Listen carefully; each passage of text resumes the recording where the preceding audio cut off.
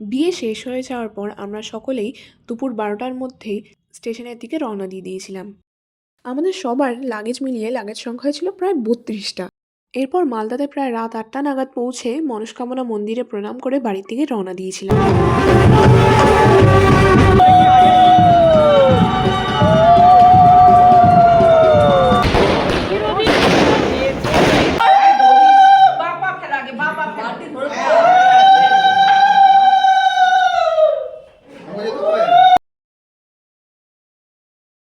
বিবাহ অভিযান তো খুব ভালোভাবেই সম্পন্ন হয়েছে।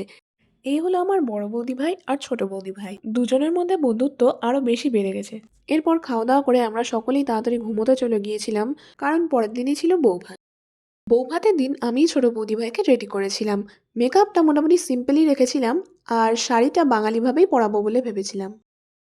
এরপর ছোট বৌদি ভাই সবাইকে ঘি ভাত দিয়েছিল, তারপর খাওয়া-দাওয়া শুরু হয়ে গিয়েছিল। বৌদি ভাইয়ের বাড়ি থেকে আমাদের সকলের জন্যই অনেক তত্ত্ব এসেছিল।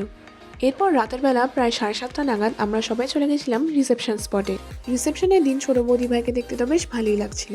এই হলো আমার এক প্রিয় দিদি, এই হলো সোনামা, এই হলো আমার এক দাদা। এরপর খাওয়া দাওয়া তো শুরু হয়ে গিয়েছিল। মেনুতে হয়েছিল পোলাও, মাছ, মাংস, নান, মিক্স পনির, মিষ্টি আর আইসক্রিম। এনাদের চলছিল লাস্ট ফটোশ্যুট। সবাই বাড়ি চলে গিয়েছিল আর সবকিছু গুছিয়ে আমাদেরও বাড়ি যেতে হতো। সকলেই খুব আনন্দ করেছি। আজকের মতো এখানেই, দেখাবে নেক্সট ব্লগে।